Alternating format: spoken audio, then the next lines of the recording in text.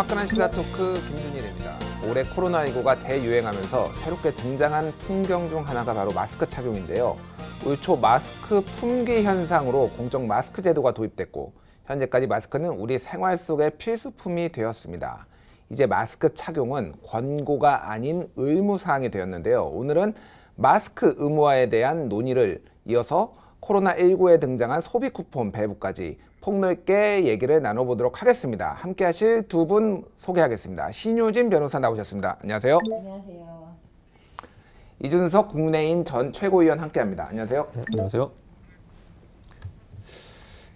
지난 5월 달로 제가 기억을 하고 있는데 미국의 미시간에서 쇼핑몰에서 마스크 착용을 안 한 그 고객이죠. 고객을 막으니까 그 고객이 분노해가지고 경비원을 총으로 살해한 사건이 있었어요. 미국에서. 그리고 올해 7월 달에는 반대로 경비원하고 손님하고 둘이서 싸우다가 경비원이 손님을 총으로 쏴서 살해한 사건이 있었고, 올해 10월에는 미국에서 여성 21살, 18살 자매가 경비원을 흉기로 27차례 찌른 사건이 있었는데 모두가 마스크를 쓰라고 하니까 분노한 그 손님들이 이렇게 하거나 이런 갈등인데요. 이런 거를 보면은 사실은 한국에서 벌어지는 이 정도 일은 아무것도 아닌가 저는 그런 생각도 듭니다. 어찌됐든 좀 자세히 먼저 법적 근거부터 알아보고 내용을 좀 얘기를 나눠보도록 하겠습니다. 먼저 이 마스크 법적 그 근거와 그리고 현재 지금 어떤 예외 조항이 있는지 먼저 변호사님이 좀 설명 좀 해주시죠. 네네. 이 감염병 예방 및 관리에 관한 법률의 근거에서 코로나19 방역 강화를 위한 마스크 착용 의무화 행정명령이 내려졌습니다. 이에 따르면은 마스크 착용이 의무화가 되는데 이제는 계도 기간이 끝나서 과태료까지 부과될 예정입니다. 그래서 과태료가 어느 경우에 부과되는지에 대해서는 일반적으로 상식적으로 생각하실 때 내가 음식을 먹거나 아니면은 뭐 음료를 마시지 않는 상황에서는 마스크를 착용을 해야 된다. 식당일지라도 그리고 기다릴 경우에도 내가 마스크를 착용하고 주문할 때도 예전에 식당에 들어가서 테이블에 앉으면 일단은 마스크를 벗었잖아요. 이제는 네. 그렇게 하면 안 되고 음식이 나와서 음식을 먹을 때까지는 마스크를 착용하고 있어야 돼요.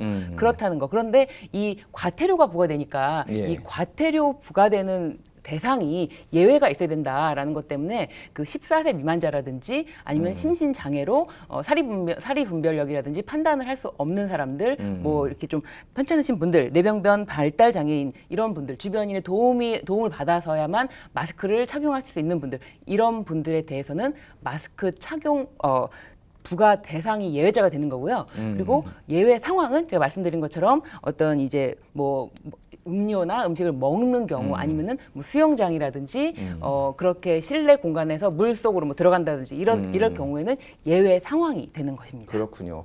뭐 쉽게 한마디로 얘기를 하면은 그냥 평소에 계속 마스크 쓰고 다녀라. 네. 그리고 아주 부득이한 상황, 밥 먹을 때, 뭐 수영할 때, 그리고 뭐 공적 업무를 공무원이 수행할 때 이럴 때를 제외하고는 항상 쓰고 다니라는 얘기고, 그 예외도 14세 미만 아동과 몸이 불편하신 분들 이런 분들을 빼고는 일반인들은 다 쓰라 이런 건데요.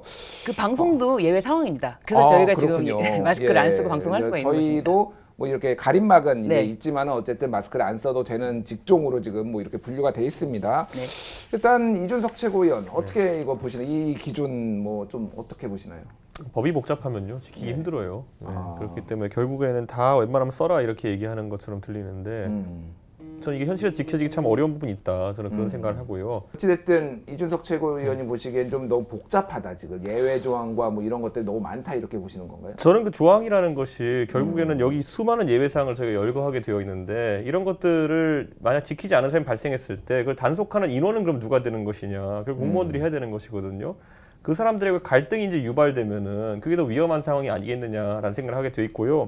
우선 대부분의 이제 이런 그 마스크 착용에 대한 단속 업무나 이런 것들을 그 공무원들이 하지만은 또 실제로 이걸 강제해야 되는 그 집행하는 사람은 결국 점주일 가능성이 높거든요. 음식점 운영하는 사람이 손님이 들어왔을 때 마스크 써라 이렇게 얘기했는데 만약 손님이 안 쓰게 되면은 거기서 이제 갈등이 초래되는 그런 경우가 생기는 거거든요. 그러니까 저는 그런 것들에 대해서 점주가 노출될 수 있는 그런 위험이라든지 아니 입을 수 있는 피해 등에 대해 가지고 정부가 만약에 보전을 해준다든지 그렇게 하지 않을 경우에 결국은 이거는 지켜지기 어려운 법률이 아니냐, 저는 이런 생각을 합니다. 왜냐하면은 뭐 사실 저희 동네도 가보면은 아주 작은 술집이나 아니면 작은 이런 시설들 같은 경우에는 업주와 어쨌든 손님의 관계라는 것이 이게 사실 수십 년간 이루어진 관계인데 그 안에서 점주가 아무리 방역을 위해서라고 하지만은 이런 것들 쉽게 표현하기 어려운 순간 있을 수 있습니다. 점주가 마스크 쓰라고 했는데 뭐 미국처럼 총을 꺼내진 않겠죠, 한국은. 뭐 그런데 약간 불쾌해하거나 너 뭐 나랑 하루 이틀 있었냐 아니면 혼자 있지 않느냐부터 시작해가지고 뭐 여러 가지 뭐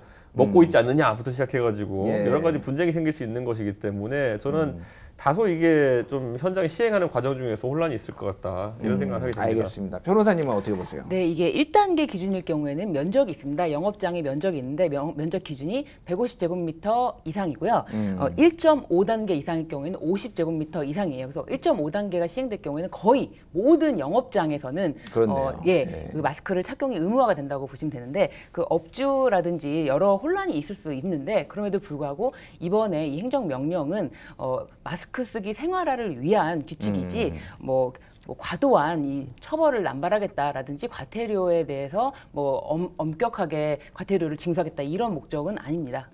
알겠습니다. 예, 뭐 의견이 살짝 엇갈리지만은 좀 뒤에서 저 자세히 짚어보도록 하겠습니다. 시민들의 협조 아래 비교적 수월하게 시행되고 있는 상황인데 관련 영상 확인 후 조금 더 심도 깊게 얘기를 나눠보도록 하겠습니다.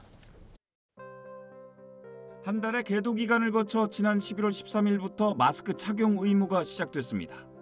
개편된 거리두기 시행에 따라 1단계에서도 다중이용시설 어느 곳에서나 마스크 착용이 의무화된 것입니다. 마스크를 턱에 걸치는 이른바 턱스크도 단속 대상이며 착용 시 인정되는 마스크의 종류도 규정했습니다. 착용 시 인정되는 마스크의 종류는 KF94, KF80, 비말 차단 마스크 등과 수술용 마스크, 천 마스크, 일회용 마스크가 모두 가능합니다.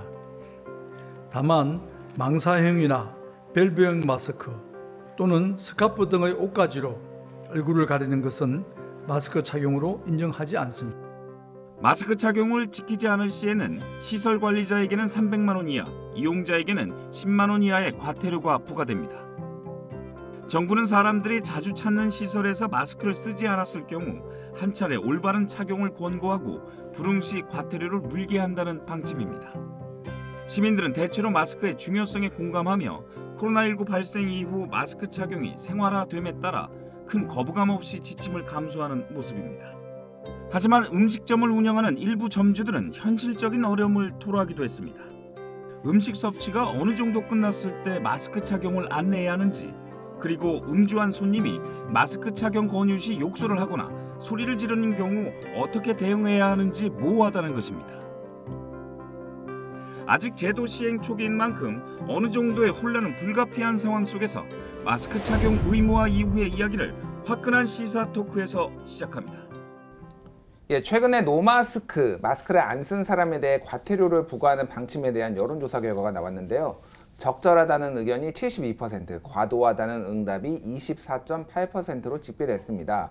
적절하다는 의견이 뭐 2배 이상 많은 거는 사실인데 과도하다는 의견도 지금 나오고 있는 것 같아요. 이게 이유가 어떤 건지 신유진 변호사님 어떻게 보십니까?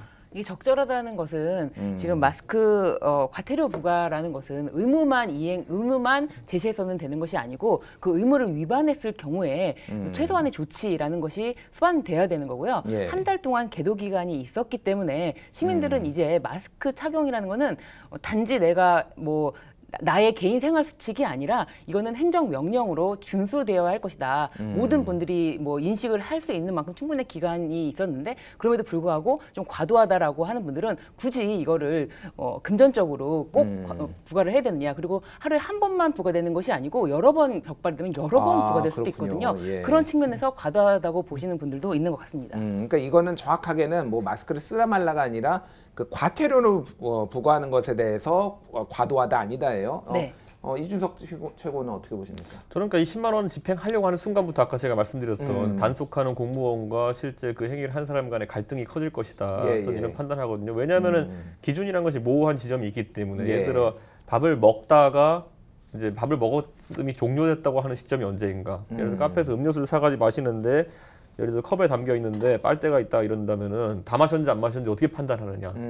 이것들이 굉장히 모호한 지점이거든요. 예. 그럼 카페에 커피가 조금이라도 남아 있으면은 결국에는 이걸 근거로 해가지고 아직 다 안 마셨다 이러면 단속 안 하는 거냐. 예. 그러니까 실효적이기 어려운 조항이다라는 것 때문에 이게 이제 적용이 모호해진다라는 게 있는 거거든요. 예. 저는 뭐 이것 때문에 이제 갈등이 많이 생기겠지만 그래도 이제 국민적으로는 마스크를 쓰자는 취지에서 이렇게 입법한 부분이기 때문에 그러니까 부유하는 과태료이기 때문에 아주 큰 반발이 아주 큰 거부 감정이 있을 것 같지 않지만은 적용 과정 혼란은 충분히 예상할 수 있다 이 정도 생각합니다. 저도 10월 초에 초였는데 카페에 가서 이제 친구와 대화를 하는 과정에서 음료를 마시면서 대화를 했는데 마시고 내려놨는데 내려놓자마자 점원이 와서 마스크를 써달라고 하더라고요.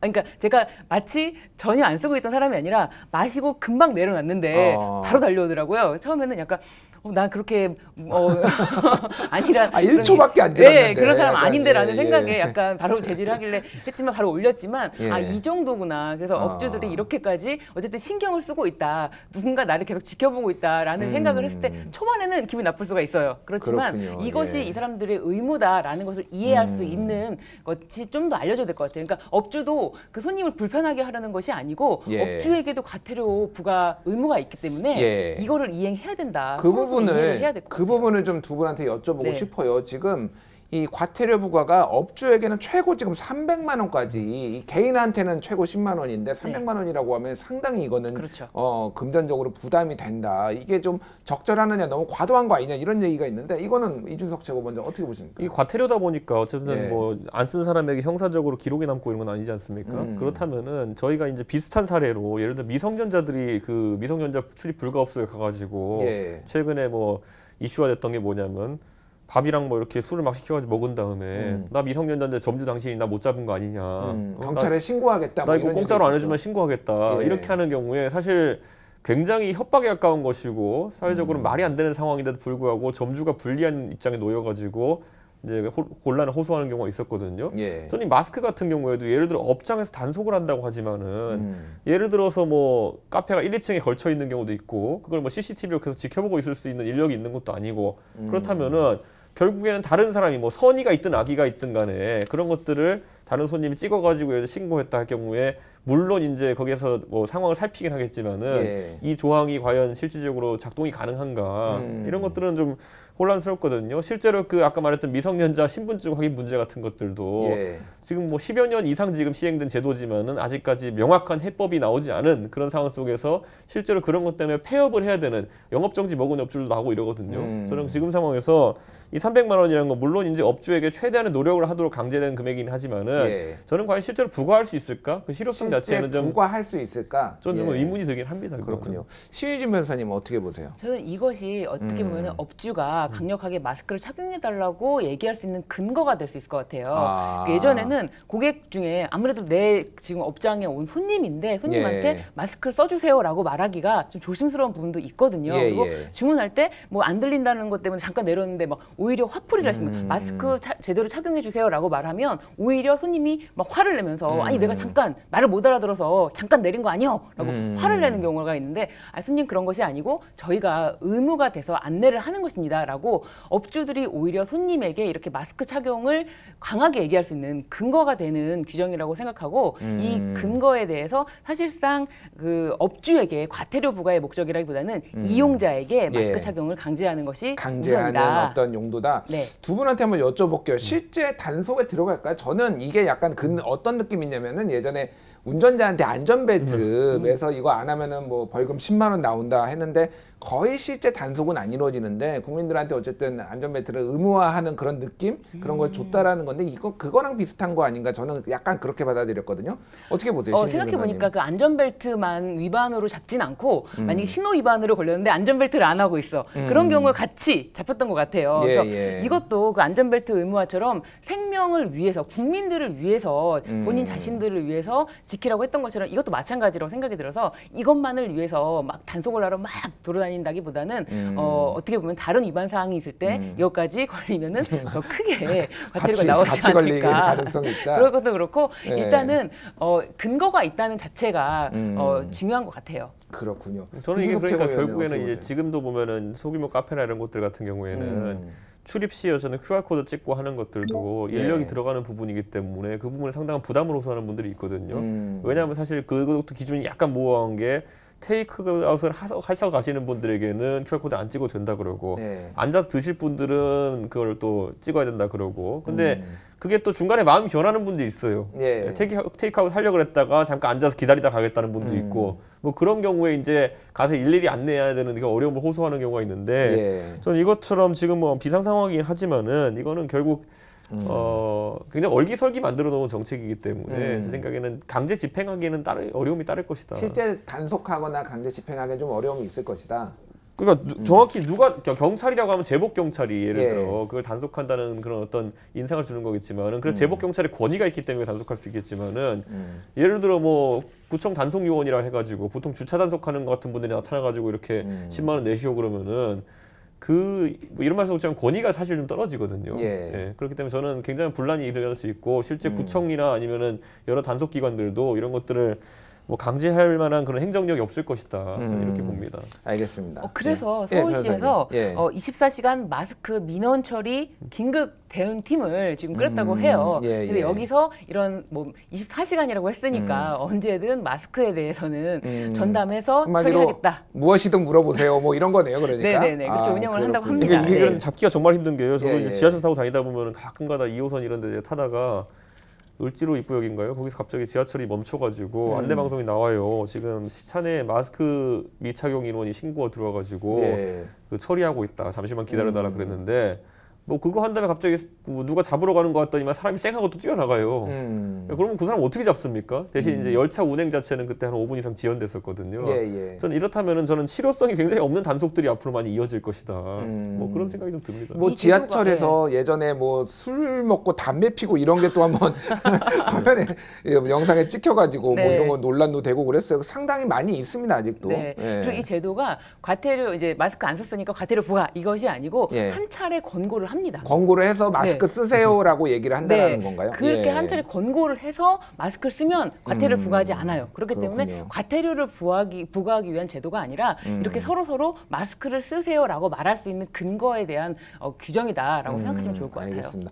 변호사님께 하나만 더 여쭤볼게요. 이제 업주가 손님한테 마스크를 써달라고 했는데 마스크를 안 쓰고 버텼어요. 근데 갑자기 뭐 단속이 들어왔거나 우연히 그래서 적발 이렇게 됐는데 그러면 이거는 누가 책임을 져야 되는 건가요? 업주는 책임을 지지 않고 이용자만 책임을 지게 됩니다. 이용자만? 네, 그렇습니다. 그렇군요. 네, 그런 부분에 대해서 굉장히 혼선이 많은 것 같아요.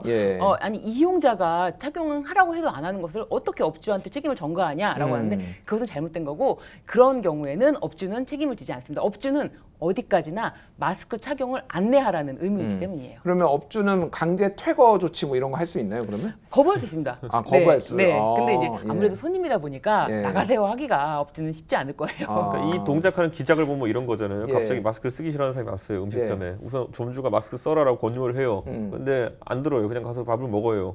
옆에 있는 손님이 신고를 해요. 자기가 말하기 좀 그러니까. 그래가지고 마스크 쓰라고 이제 그러면 단속 공무원이 와서 24시간 대기한다는 사람이 와서 말을 해요. 그럼 그때 한 번 거부해요. 그러면 이제 한 번만에 이제 써요. 그러면은 처벌 안 받고 이제 그냥 지나가는 거잖아요. 이게 엄청나게 복잡한 행정 절차예요. 그 시간에 먹고 나가요. 그러니까 저는 이게 실효적으로는 단속이라는 것이 진행되기 어렵다. 그런 생각 때문에 이것도 그래서 아마 또 신고하는 사람도 한두 번 해보면은 크게 효과가 없네 그럼 또 신고를 또 안 하게 되거든요. 그런데 최소한 우리가 이제 놀이터라든지 그런 공간에서도 야외고 좀 활동하러 나왔기 때문에 아이들과 함께 잠깐 마스크 내리는 것쯤이 어떨까라고 이제 내리시는 분들도 있거든요. 그런데 사실 다른 사람도 그거에 대해서 뭐라고 얘기를 하고 싶은데 내가 뭐라고 얘기를 해라고 했다가 지금 쓰세요 안 쓰면 과태료 나와요라고 이제 좋게 또 얘기할 수 있기 때문에 저는 이게 근거가 매우 필요하다라고 생각하는 입장입니다. 저도 궁금한 게 있는데 두 분한테 의견을 좀 여쭤볼게요. 지금 이제 야외더라도 다중이용 시설에서는 써야 되는데 길거리에서는 지금 안 써도 된다, 뭐 써야 된다, 뭐 약간 의견들이 분분해요. 그 규정을 살펴보면은 그 원칙적으로 뭐 500인 이상, 그러니까 1단계일 경우인데요. 500인 이상 지자체에 신고된 어떤 모임이나 행사의 경우에는 의무화가 되고 안 지키면은 과태료가 부과되는 그런 것이고요. 근데 만약에 이제 말씀하시는 것이 야외이긴 하지만 그것이 신고된 집회였다랄 경우에는 그 집회는 지금 100인 이상, 100인 이하로 해야 되기 때문에 그 내에서는 다 거리 준수 이런 조건이 다 있거든요. 그거를 준수해야 되기 때문에 거기는 마스크 착용 의무화가 되는 것이죠. 그러니까 원칙적으로는 어쨌든 길거리에서 무슨 집회가 아니라 길거리에서는 뭐 2m 이상 거리를 뛸 수 있으면은 안 써도 됩니다. 안 써도 된다. 네. 그렇군요. 예, 참 뭐 복잡하긴 한데 어쨌든 그냥 쓰는 게 속 편하겠네요. 지금 뭐 이거 하나씩 뭐 우리가 따져봤자 예 복잡하고. 왜냐면 2m에서는 어느 순간 1m로 들어올 수도 있잖아요. 그러니까 누가 오면은 이렇게 뭐 이래야 되는 건지. 차라리 편하다. 네. 알겠습니다. 예, 조금 제가 두 분한테 약간 철학적인 내용과 함께 좀 질문을 드려야 될 것 같아요. 지금 유럽 쪽에서는 이 마스크를 가지고 철학자들끼리 논쟁이 붙었어요. 그래서 이제 뭐 이탈리아의 조르지오 아감벤이라는 뭐 미학자이자 철학자가 있는데 이거는 이 마스크는 그러니까 이 코로나 바이러스가 이렇게 일시적으로 창궐을 했는데 국가 권력이 이거를 상시화해 가지고 지배 체제를 강화하려는 거다. 그래서 마스크를 다 집어 던져라. 뭐 이런 얘기까지 했어요.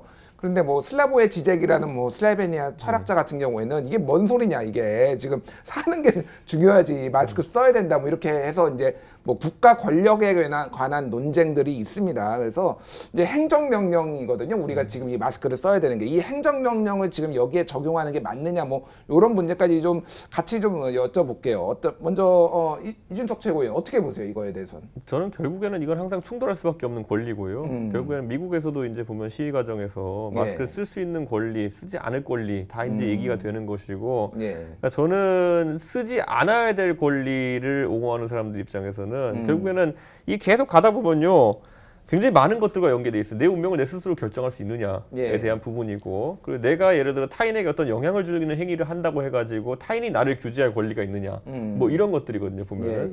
그러니까 이거를 만약에 뭐 너무 가는 채로 거르게 되면은 사실 안 걸리는 게 다 없는 거예요. 예를 들면 내가 아까 말했듯이 타인에게 영향을 주는 조그만 행위라고 할지라도 전부 다 타인이 불편하다고 하면 내가 규제의 대상이 되어야 되느냐. 그리고 타인의 생명에 조금이라도 더 위험이 증가하는 방향으로 되는 것들이라면은 다 규제돼야 되는 것이냐. 예를 들어 제가 뭐 위험을 증가시키는 행위라고 한다면 내 스스로에게 죽을 위험을 증가시키는 행위로 전동 킥보드를 탄다. 나도 위험해지고 상대도 위험해지죠, 조금씩은. 그럼 그거를 규제해야 되느냐. 그 정도의 차이의 문제인데 결국엔 코로나에 대해 가지고 대중적으로 굉장히 지금 전염에 대한 위험성이 크다고 인식하기 때문에 내 것을, 내 개인의 자유를 내려놓으면서 타인의 자유도 제약하겠다는 그 의도가 발휘되는 것이거든요. 저는 결국 이거야말로 이제 결국 사회적 합의의 영역인데. 사회적 합의가 중요하다. 우리나라는 합의가 그렇게 된 겁니다, 지금. 한국은 그렇게 어느 정도 됐다. 합의가 그렇게 된 것이 내 자유를 어느 정도 잃어버린다 하더라도 다른 사람의 자유를 제약하는 쪽으로 동의를 한 거거든요. 근데 이제 미국 같은 경우에는 합의가 안 되니까 총을 꺼내는 거죠, 거기. 그 합의를 시도한 적도 없죠, 미국 같은 경우. 왜냐하면 대선 주자가 둘로 나뉘어가지고 각자 이 진영을 대표해가지고 크게 싸웠기 때문인데, 저는 우리나라에서 예를 들어 지금 마스크 행정명령이 내려온다 해가지고 지금 뭐 야당이 거기에 반대하는 입장 이런 건 아니거든요. 그렇기 때문에 이게 뭐 정치 세력화해가지고 사회적 합의를 뭐 저해할 만한 상황은 없었기 때문에 지금 상황에서는 사회적 합의가 유지되고 있는 것이고, 앞으로 다른 나라들은 선거나 이런 것들이 있을 때마다 고비고비가 생길 것이고, 사회적 합의가 중요하다, 어쨌든. 그렇죠. 결국은 놓인 상황에 따라 좀 다르지 않을까, 그런 생각하게 됩니다. 지금 질문해 주신 내용이 국가 권력이 개인의 자유를 어디까지 규제를 하는 것이 뭐 가능할까, 아니면은 어떤 제가 좀 너무 넓게 질문을 드렸는데 한마디로 얘기하면은 마스크를 이렇게 법으로 행정명령으로 하는 것이 과도한 기본권 침해가 아니냐라는 시각들이 한국에도 있고 유럽이나 이런 데서는 그렇게 좀 치열하게 논쟁이 붙고 있다, 그래서 변호사님의 의견을 좀 여쭤본 거예요. 그렇죠. 그러니까 이게 어느 정도 지금 말씀하신 것처럼 사회적 합의가 매우 중요합니다. 사회적 합의가 바로 국회에서 통과되면 법률이 되는 것이고요. 그 법률의 근거에서 이런 행정명령이 내려올 수가 있는 것인데요. 이 사실 감염병 예방법이 이 코로나 시대 이전과 이후로 한 차례 개정이 됐습니다. 이것이 그 전에는 이 정도로 감염병이라는 것이 전국적으로, 전 세계적으로 확산이 될 상황을 예측하지 못했기 때문에 이게 굉장히 심각한 감염병이 이게 굉장히 심각한 거구나, 코로나가 굉장히 심각한 거구나를 알게 되고 국회에서 즉시 법률을 개정을 했거든요. 그래서 지금처럼 강화된 법률이 만들어진 거예요. 그래서 지금 법률은 국회에서 합의된, 사회적 합의가 이루어진 법률이고 이에 근거한 행정명령이기 때문에 이 부분에 대해서는 국민들이 불편함을 감수하고 따르겠다라는, 어떻게 보면 공감대가 형성이 되었다라고 보여지고, 그 미국 대통령 선거에서 이 부분을 극렬하게 보여준 것 같아요. 대선 주자가 예. 코로나19에 걸려서 그런 모습들을 보고 시민들이 더 이상은 안 되겠구나라고 생각했던 것이 아닌가. 그래서 많은 분들이 예. 트럼프가 재선에 실패하게 된 예. 것은 코로나 때문이다. 그렇군요. 코로나만 아니었으면 재선 가능했다라고 예. 말씀하시는 분들이 굉장히 많아요. 그렇군요. 네. 저는 근데 이 사회적 합의도 변할 수 있다 보는 인석적으로. 게요. 예, 결국에는 지금 자영업자들 입장에서는 이런 여러 규제 때문에 예를 들어 카페 이런 거죠. 카페에 사람들이 커피 마시러 가는 사람이 많습니까? 아니면 얘기하러 가는 사람이 많습니까? 뭐 이런 차원에서 지금 이제 그런 어떤 대화나 소통을 자제하게 만들고 하는 분위기 속에서 예. 본인들이 어차피 이 마스크 착용에 대해 가지고 일반적인 대중 같은 경우 이해관계가 병이 안 걸리면은 그냥 그거는 좋은 겁니다. 예, 예. 하지만 예를 들어 영업을 하는 업장을 이제 책임지고 있는 주인들 입장에서는 안 걸리는 것 이외에 돈도 벌어야지 본인이 이제 그 생존하는 것이거든요. 그렇다고 한다면은 여기에 대해서 조금씩 이제 관점이 바뀔 수는 있다. 그 정도는 염두에 둬야 되는 것이고 아까 말했던 것처럼 마스크를 다 써가지고 활동을 자제하는 분위기로 하게 되면은 다수의 대중 같은 경우에는 병이 안 걸리니까 좋다고 판단해서 그 판단을 따르겠지만은 소수는 그것 때문에 완전히 사업 기반과 생활 기반이 무너지는 상황이 생길 수도 있는 거거든요. 우리가 이제 다수의 어쨌든 이익을 위해 가지고 소수의 권리를 심하게 제약하는 것에 대해 가지고도 어느 정도 생각할 필요가 있는 것이다. 그래서 이 부분에 대해서 보통 우리가 해결할 수 있는 방법은 결국 우리가 다수가 이런 식으로 선택해가지고 소수의 희생을 강요한 것이기 때문에 예. 이분들에게 따로 지원금을 주든지 아니면 이분들의 어떤 생계에 대해 보탬이 되는 식으로 사회적 합의를 또 해야 되는 거거든요. 근데 보통 이 앞부분 전반부에 있는 그 방역에 대한 부분만 관점을 놓고 강하게 하자는 사회적 합의까지는 쉽게 완성이 되는데 지원에 대해서 그 여기서 이제 그러면은 그 방역으로 인해 가지고 안도감을 얻은 사람들이 결국은 생계가 무너져가는 사람들을 위해 가지고 뭘 내놓을 것이냐 아니면 나눌 것인가에 대해 가지고는 사실 사회적 합의가 이루어지기 어려운 것이 현실이기 때문에 반발이 커지는 거죠. 옛날에 이제 처음에 이제 사회적 거리두기 한다고 했을 때도 이분들 반발이 심했거든요. 예. 그런데 이분들의 그 당시의 기대감 뭐였냐면은 정부 말대로 PC방도 문 닫고 카페도 이렇게 문 닫고 이렇게 하면은 그걸 어느 정도 정부가 보전해 주겠지라는 생각이 있었기 때문에 그때는 반발이 적었던 것이고 다만 이제 끝나고 나서 한 100만 원, 200만 원이 보전 받아 보니까 내가 감수해야 됐던 피해에 비해 가지고 보전받는 금액이 아주 적네. 그리고 산출 기준 자체가 비합리적인 면이었네. 이렇기 때문에 지금 이분들은 사회적 거리두기에 대해 가지고 또 조금씩 안 좋은 분위기로 이제 흘러가고 있는 건 사실이거든요. 알겠습니다. 예. 제가 짧게 두 분한테 한번 다른 기본권 얘기가 나왔으니까 좀 더 질문을 드릴게요. 최근에 이제 얼마 전에 그 민주노총에서 이제 집회를 열었어요. 그 전태일 열사와 관련해서 50주기 관련해서. 그런데 이것을 이제 막아야 되는 거 아니냐. 지금 코로나 상황에서 무슨 집회냐라는 뭐 논쟁들이 하나가 있었고 또 하나는 왜 보수 집회는 맞고 진보 집회는 뭐 진보라고 한다라면 민주노총 측을 네. 왜 이거를 허용을 했느냐 이런 뭐 논쟁들이 있었어요. 신유진 변호사님 일단 어떻게 보십니까? 일단 예. 그 당시에 이제 말씀하시는 게 8.15 광복절 집회 그 이후와 지금 뭐 얼마 전에 있었던 11월 13일 날 있었던 집회를 말씀하시는 것 같은데요. 그 집회가라는 것이 신고를 할 당시에 그 코로나19 상황에 대해서 그 비교가 되어야 될 것 같아요. 그 당시에 코로나19가 상황이 매우 악화됐고 사실 11월 13일 이전에 이걸 집회를 허가할 당시에는 1단계였고 그래서 그 상황에 따라서 그 과연 이 코로나19 방역 준수를 어느 정도 지금 제대로 이행할 것인지에 대한 약속이라든지 이런 것까지 다 살펴봐서 그런 판단을 한 것 같습니다. 그리고 그 당시에는 아예 집회가 서울시 전역에 특히 광화문, 서울 전역이 아니라 광화문 일대에 아예 금지되어 있던 상황이었고요. 예. 지금은 그런 상황이 아니었기 때문에 그 차이가 있었던 것 같아요. 그렇군요. 이준석 최고는 어떻게 보십니까? 저는 이제 집회에 대해 가지고 저희가 8.15 집회와 이제 그다음에 그 개천절 집회가 있는데 저는 8.15 집회에 대해 가지고는 그 당시에 굉장히 주도적인 인물들이 호전적이었고 무엇보다도 구호 자체도 보면은 뭐 진영을 넘나들어서 막 나가는 분위기였거든요. 그 구호 안에 보면은 이준석이랑 김무석이랑 김종인 때려잡아라 이런 것도 있어요. 그러니까 사실은 보수 진영, 진보 진영의 문제가 아니라 보수 진영에서도 자제를 공고했지만은 듣지 않는 사람들이 이제 움직였던 것이고. 근데 개천절 집회 같은 경우에는 저희가 봤듯이 굉장히 억제된 상태에서 이제 진행됐거든요. 뭐 차량 시위도 하고 그랬죠 그때는. 그렇죠. 근데 이제 그런 것들에 대해 가지고 오히려 정부가 그 당시에 굉장히 그들의 과거 이력, 그들과 비슷한 성향을 가진 사람들이 과거에 8.15 때 좀 많이 좀 과격한 집회를 했기 때문에 이번에도 그럴 것이다 그래가지고 뭐 거의 10,000여 명 가까운 경력을 동원해가지고 원천 차단하는 방법을 썼거든요.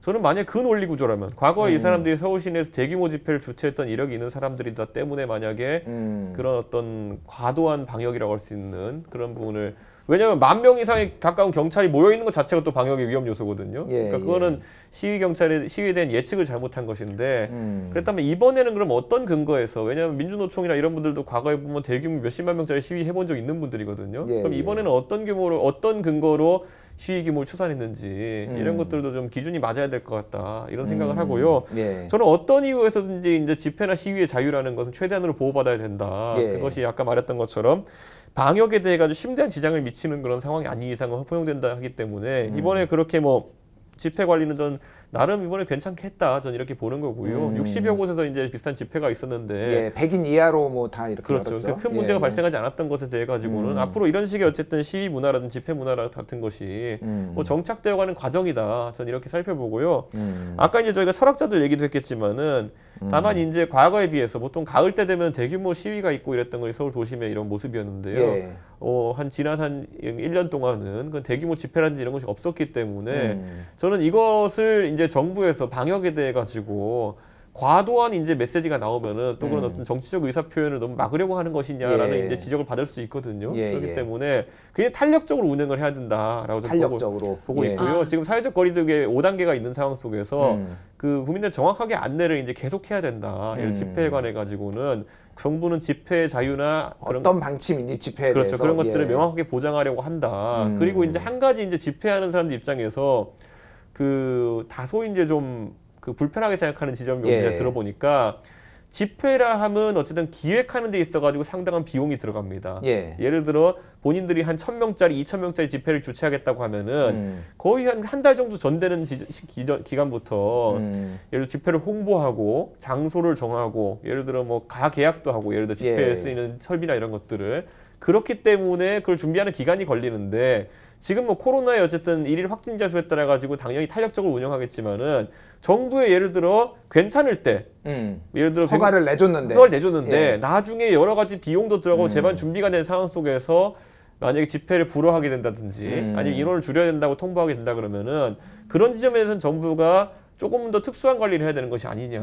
예를 들어 아까 말했던 그런 것들 때문에 집회 자유가 위축될 수 있는 것이 예. 내가 예를 들어 1,000명짜리 집회라고 생각해도 차도 큰 거 계약하고 스크린도 큰 거 계약해놨는데 나중에 99명은 타라 그러면은 애초에 집회를 안 하자라는 방향으로 갈 수 있게 되는 거거든요. 불확실성이 있을 때는. 예. 그러니까 저는 이런 부분은 정부가 좀 고민을 해야 된다. 이렇게 알겠습니다. 그래서 탄력적 예, 적용 신은임 예, 말씀하셔서 그런데 그 10월 3일에는 2단계였고요. 2단계에서 우리가 10월 12일 날 예. 1단계로 내려왔기 때문에 그 단계가 그 코로나19 대응 단계가 달랐다는 점 그것이 근거가 됐고 탄력적으로 적용하는 과정에서 이렇게 차별이 있었다, 차이가 있었다라는 점 좀 다시 한번 말씀드리고 싶어요. 알겠습니다. 네. 예, 어찌됐든 국민의 기본권이 헌법에 보장된 기본권인 집회 시위의 자유는 최대한 보장돼야 되지만 또 방역과의 어떤 조화로운 이런 것들이 좀 필요한 시점이 아닌가 생각이 됩니다.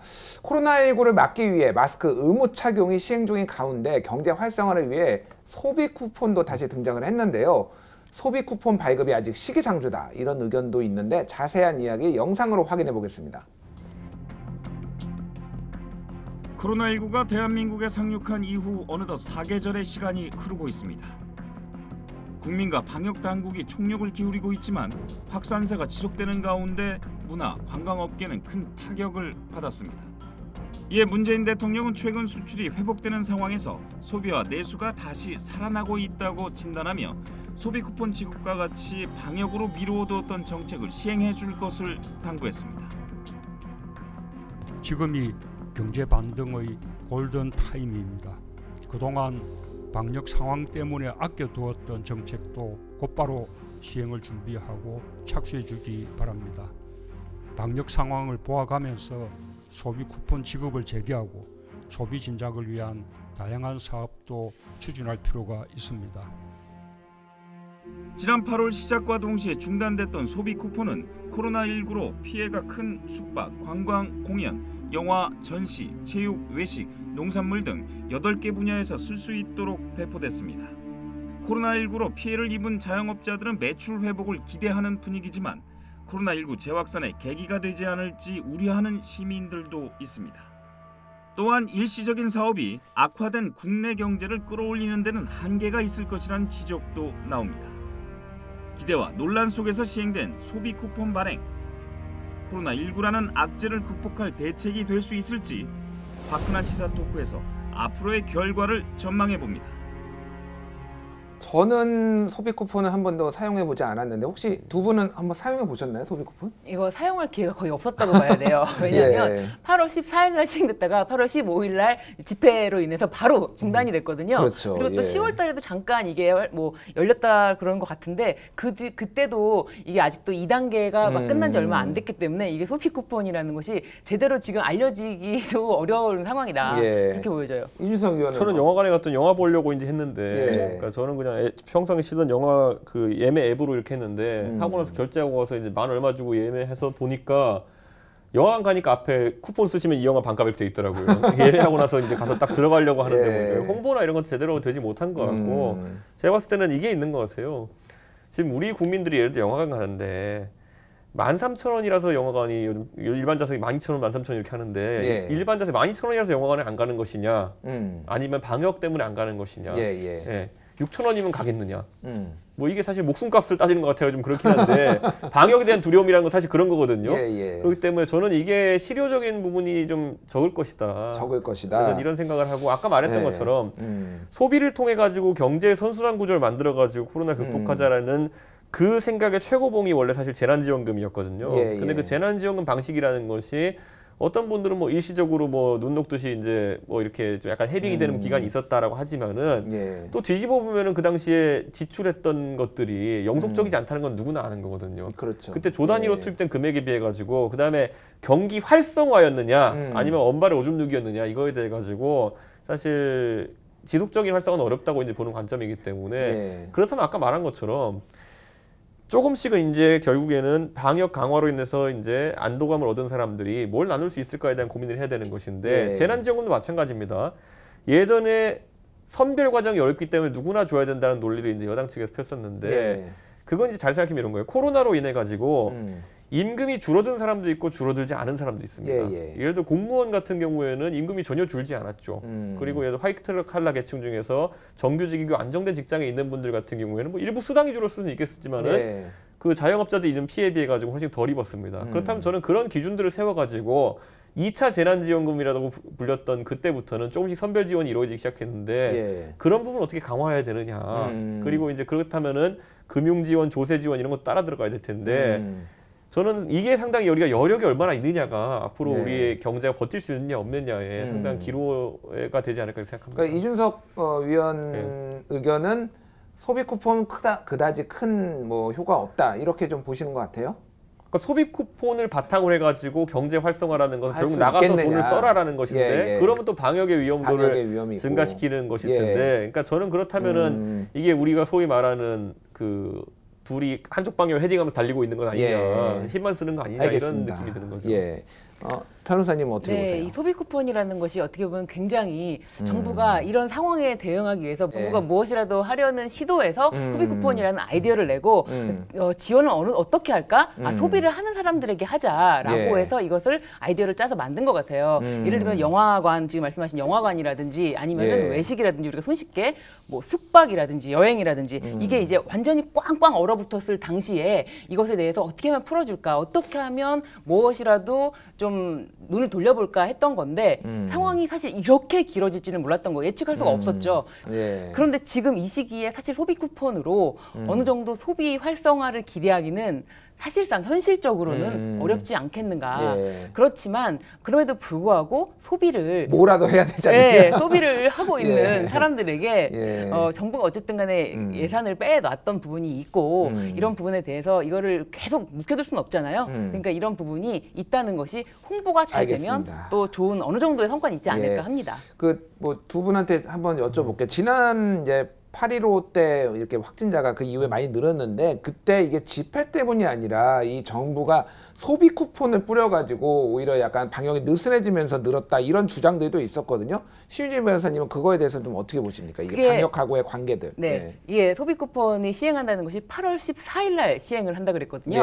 근데 8월 15일 날 집회가 있었고 바로 중단했습니다. 그렇기 때문에 이 소비 쿠폰 시행으로 인해서 인과관계가 성립되기가 어렵겠죠, 아무래도. 저는 그렇게 생각합니다. 그리고 이제 8월 15일 집회도 그러면은 이제 그게 문제가 되느냐에 따지면 4월 18일, 19일부터 확진자가 급증하기 시작했거든요. 예. 일반적인 코로나의 전파 기간에 이런 걸 생각해 봤을 때 실적은 그게 또 집회가 원인이냐라고 하는 것도 과학적으로 의문을 제기하는 분들이 있었어요. 그래서 저는 그때 오히려 대유행을 견인할 만한 다른 원인들이 뭔가 있었을 것이다. 이렇게 보고 그건 소비 쿠폰도 아니고 집회도 아닌 뭔가가 있을 수 있으니까요. 뭐 다른 요인이 그런 것들은 잘 살펴야 되는 거고 지금도 보면요. 지난주부터 이제 확진자 수가 200명대로 이제 올라서기 시작했는데 이게 무슨 요인이냐 때문에 돼 가지고 하나 딱 이렇게 찝어서 얘기하기 어려운 측면이 굉장히 있습니다. 어렵죠, 지금. 그러니까 이게 보면은 사실 계절적 유행인 것인지 우리가 이제 3차 대유행이라고 하는데 이게 어떤 근거, 기온에 따른 것인지 아니면 뭐 습도에 따른 건 뭔지 과학적으로 얘기가 안 나오니까 만약에 지난주에 집회했으면 또 누군가 정치적으로 또 이제 집회 때문에 그랬다고 했겠죠.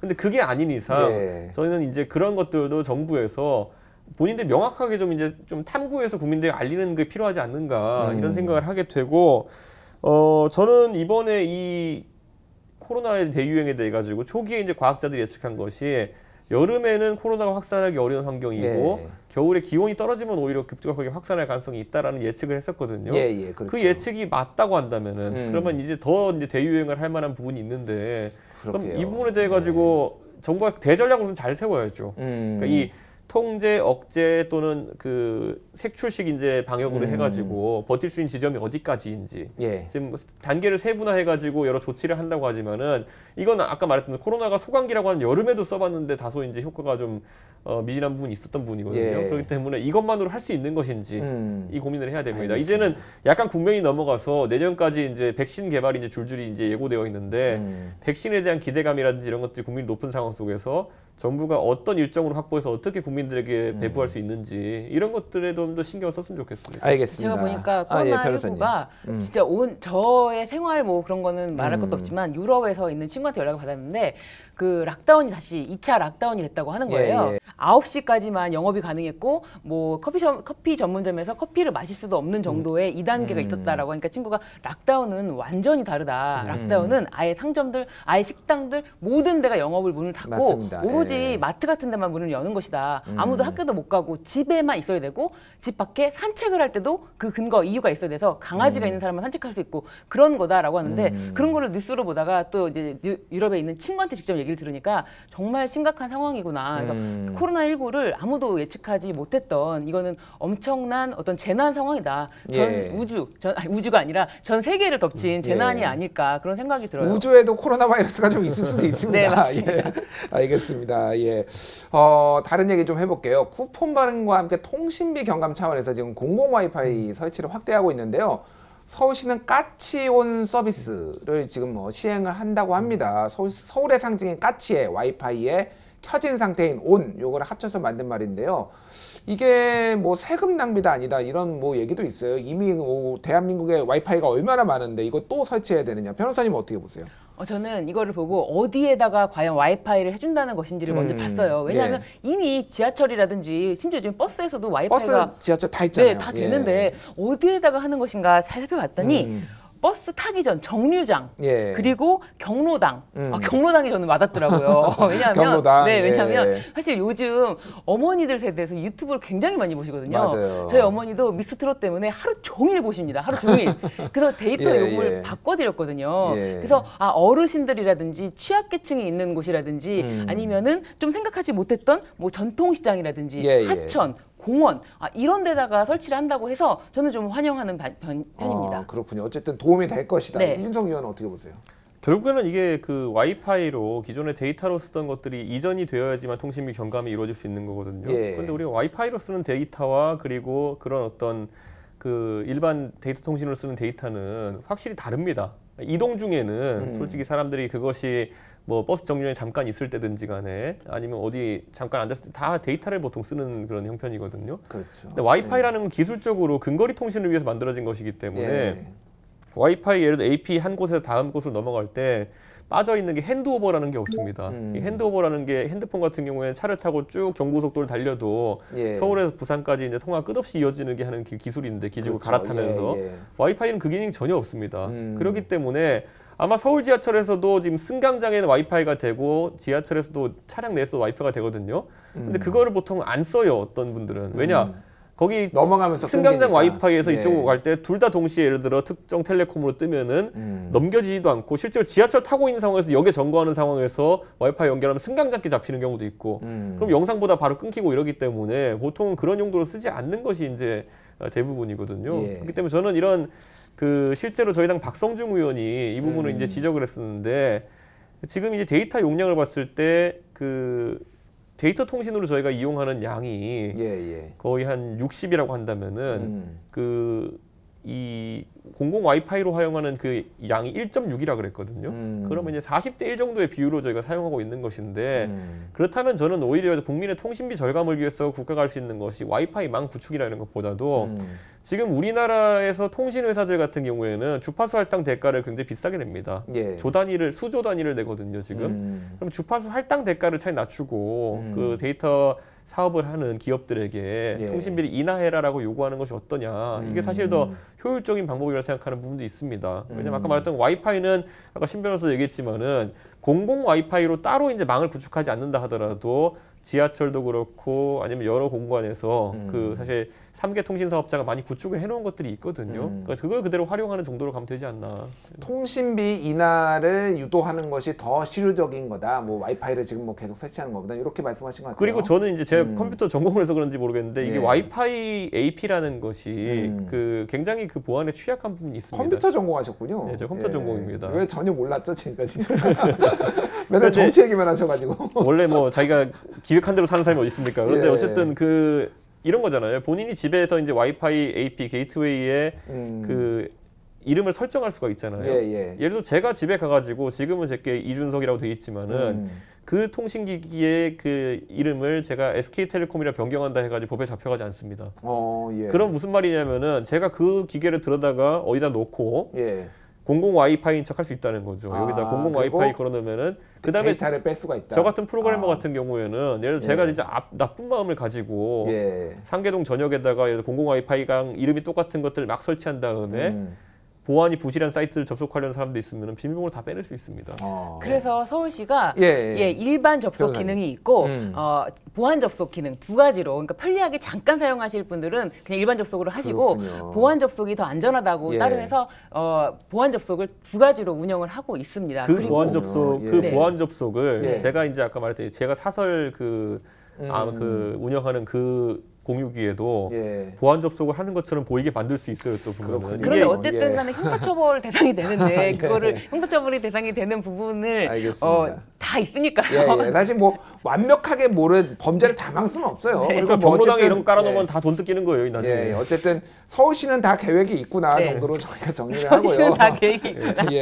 어찌됐든 그런 논점들이 있다라는 거 이해를 하시면 될 것 같습니다. 알겠습니다.